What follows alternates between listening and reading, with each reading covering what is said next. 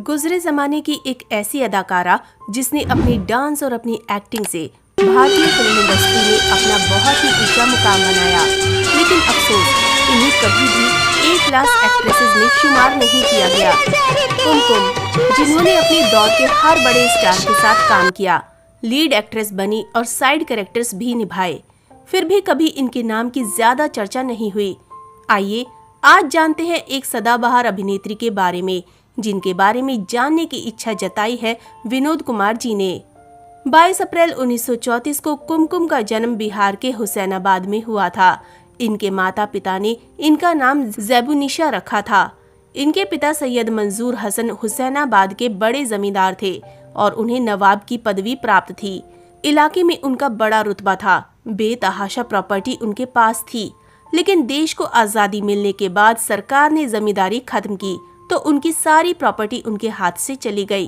Property गई तो सैयद मंजूर हसन अपनी पत्नी खुर्शीद बानो और अपने बच्चों को लेकर कलकत्ता चले गए। वो कलकत्ता तो आ गए, लेकिन यहाँ उनका जरा भी दिल नहीं लग रहा था। हालांकि यहाँ उन्होंने अपने पहले परिवार को छोड़कर दूसरी शादी कर ली और फिर एक दिन अपनी दूसरी पत्नी को साथ लेकर वो पाकिस्तान चले गए। कुमकुम की मां खुर्शीद बानो अपने बच्चों को लेकर किसी तरह बनारस आ गई और यहीं पर अपने एक रिश्तेदार के पास रहने लगी और इस तरह बनारस में कुमकुम की फिल्म इंडस्ट्री में जाने की पटकथा तैयार होने लगी। दरअसल कुमकुम को छोटी सी उम्र से ही नाचने का बड़ा शौक था। फिल्में देखने में भी उन्हें बड़ा मजा आता था। बनारस में उनकी मां खुर्शीद बेगम की जान पहचान पंडित शंभू महाराज से हो गई, जो कि उस जमाने में शास्त्रीय नृत्य के एक बहुत बड़े टीचर हुआ करते थे।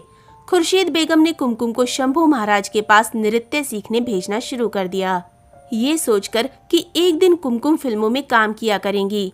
शंभू महाराज की एक बेटी थी जिनका नाम था निर्मला देवी। निर्मला देवी और कुमकुम की उम्र लगभग बराबर ही थी, इसलिए शंभू महाराज कुमकुम को भी अपनी बेटी ही मानते थे। और चूंकि निर्मला देवी अभिनेता गोविंदा की माँ थी, तो इस नाते से कुमकुम गोविंदा की मौसी लगती थी।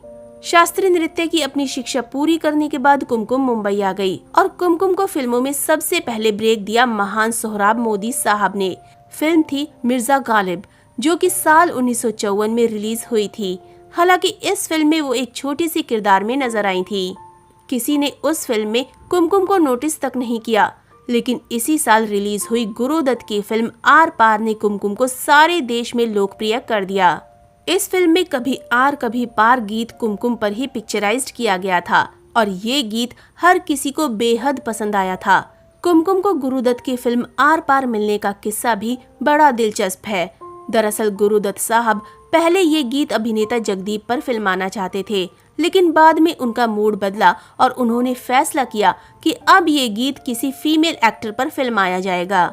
गुरुदत्त साहब ने उस जमाने की कई अभिनेत्रियों से इस गीत में काम करने के लिए कहा था, लेकिन चूंकि ये रोल बहुत छोटा था तो कोई भी अभिनेत्री इसे नहीं करना चाहती थी। फिर एक दिन गुरुदत्त की मुलाकात कुमकुम से हुई और उन्होंने कुमकुम को इस रोल को निभाने की पेशकश की।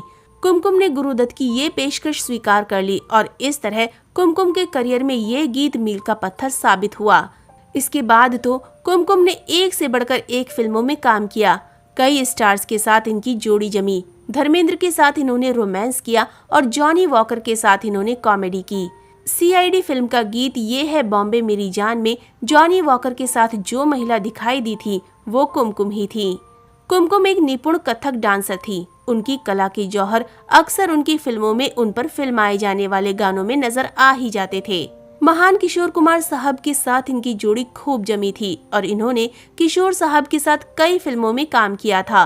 किशोर दा की फिल्म मिस्टर एक्स का गीत मेरे महबूब कयामत होगी भला कौन भुला सकता है, वो गीत कुमकुम पर ही फिल्माया गया था। किशोर दा के साथ तो इनके और भी कई गाने सुपर हिट रहे थे। उस जमाने में मीडिया के एक हिस्से ने तो ये कहना भी शुरू कर दिया था कि कुमकुम और किशोर दा के बीच कुछ खिचड़ी पक रही है। वैसे ऐसी ही कुछ बातें कुमकुम और रामानंद सागर को लेकर भी उड़ी थी। पहली भोजपुरी फिल्म में भी नजर आई थी कुमकुम। महबूब खान की मदर इंडिया में कुमकुम ने बड़ा खूबसूरत रोल निभाया था। कुमकुम की एक्टिंग से महबूब साहब इतने मुतासिर हुए कि उन्होंने कुमकुम को अपनी फिल्म सन ऑफ इंडिया में भी एक बड़े अहम रोल में ले लिया। केवल हिंदी ही नहीं, कुमकुम ने कुछ भोजपुरी फिल्मों में भी काम किया था। गंगा मैया तोहे प्यार चढ़ाइबो इनकी सबसे बड़ी भोजपुरी फिल्म थी और यही फिल्म ही भोजपुरी भाषा की सबसे पहली फिल्म भी थी। साल 2006 में कुमकुम की पहली भोजपुरी सिने मैगजीन का उद्घाटन किया गया। उस वक्त ये काफी चर्चाओं में भी आ गई थी। कुमकुम ने अपने फिल्मी करियर में 100 से भी ज्यादा फिल्मों में काम किया था।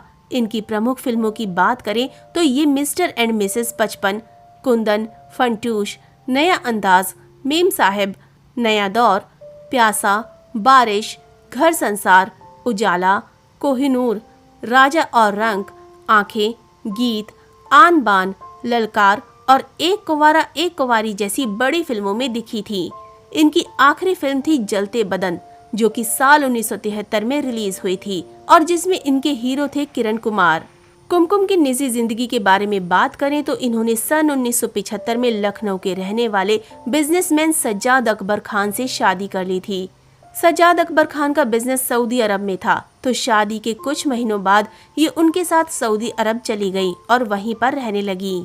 सज्जाद अकबर खान और कुमकुम की एक बेटी है जिनका नाम है अंदलीब अकबर खान।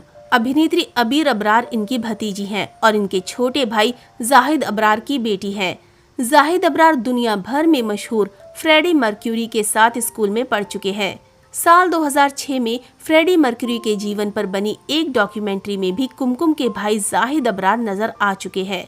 कुमकुम का भतीजा यानी जाहिद अबरार का बेटा हादी अली अबरार एक डायरेक्टर है और उसने फिल्म जगत की एक और बड़ी अभिनेत्री डेजी ईरानी की बेटी वर्षा से शादी की है। सऊदी में लगभग 20 साल गुजारने के बाद 1995 में कुमकुम भारत वापस लौट आई थी और यहीं पर अपनी बेटी और पति के साथ रहती थी। 28 जुलाई 2020 को 84 साल की उम्र में कुमकुम की मौत हो गई। कुमकुम की मौत से फिल्म इंडस्ट्री में शोक की लहर दौड़ उठी और न केवल फिल्म इंडस्ट्री बल्कि उनके लाखों फैंस भी उनकी मौत की खबर से स्तब्ध और दुखी हुए थे। कुमकुम के जाने के बाद हिंदी फिल्म इंडस्ट्री का एक अहम अध्याय भी हमेशा हमेशा के लिए बंद हो गया। तो दोस्तों, अभी के लिए बस इतना ही। मिलते हैं अगली वीडियो में। तब तक आप सब अपना ध्यान रखिए। Bye bye.